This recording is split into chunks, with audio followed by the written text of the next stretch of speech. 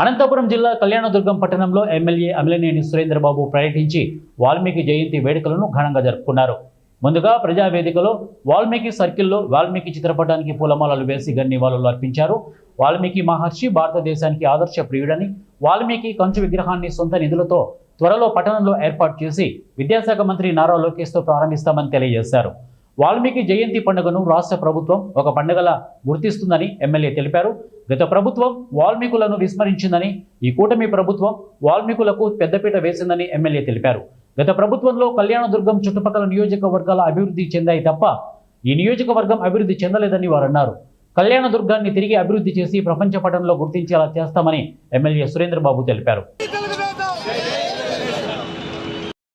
ఈరోజు మహర్షి వాల్మీకి జయంతి పండుగ సందర్భంగా నిజంగా ప్రజల మధ్యలో ఈ వాల్మీకి సర్కిల్లో మా తెలుగుదేశం పార్టీ నాయకుల మధ్యలో నేను ఉండడం చాలా గర్వంగా ఉంది.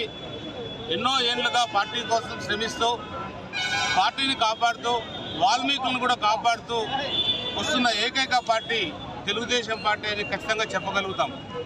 ఏదైతే ఇప్పుడు మన కృష్ణప్పన్న చెప్పాడో 83లో ఎన్టీ రామారావు గారు ఉన్నప్పటి నుండి వాల్మీకి జయంతి ప్రతి ఏటా జరుపుకోవడం జరుగుతుంది. అందులో భాగంగా మరి కూడా మన ముఖ్యమంత్రి చంద్రబాబు నాయుడు గారు కూడా కొనసాగిస్తూ వస్తున్నారు. మనకి వాల్మీకి పండుగ కూడా డిక్లేర్ చేయడం జరిగింది. అఫీషియల్గా వాల్మీకి జయంతిని జరుపుకోవడానికి పోయిన సంవత్సరమే మనకు ఉత్తర్వులు వచ్చాయి. అందులో భాగంగా జరుపుకోవడం కూడా జరిగింది. ఈ సంవత్సరం కూడా అందులో భాగంగానే జరుపుకోబోతున్నాం. ఏదేమైనా కూడా ఈ వాల్మీకి సర్కిల్లో నూతనంగా విగ్రహావిష్కరణ త్వరలో జరగబోతుంది.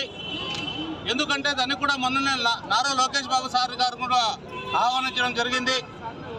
ఈరోజు ఆయన పని ఒత్తిడి వల్ల వాళ్ళ వ్యక్తిగత కుటుంబ ఏదో ఉండే చంద్రగిరిలో ప్రోగ్రాం ఉండడం వల్ల రాలేకపోతాను, ఇంకొక రోజు వస్తానని చెప్పడం జరిగింది. ఏదేమైనా కూడా ఇంకొకసారి మన లోకేష్ బాబు సార్ టైం తీసుకొని మరి కూడా మన కళ్యాణదుర్గ ప్రాంతానికి ఆహ్వానించి వీలైతే వాల్మీకి విగ్రహాన్ని కూడా మన లోకేష్ బాబు గారి చేత ఆవిష్కరించేదానికి ఏర్పాట్లు కూడా చేస్తామని మీ అందరూ కూడా తెలియజేస్తున్నాం. ఏదేమైనా కూడా ఈ వాల్మీకి సర్కిల్ అభివృద్ధి కావాలంటే మనందరూ కూడా కృషి చేయాలి. ఒకటే గుర్తుపెట్టుకోవాలి, ఇన్ని రోజులు మనం వెనకబడ్డాం అనుకుంటూ ఉన్నాం, కాలం గడుపుతూ వచ్చాం.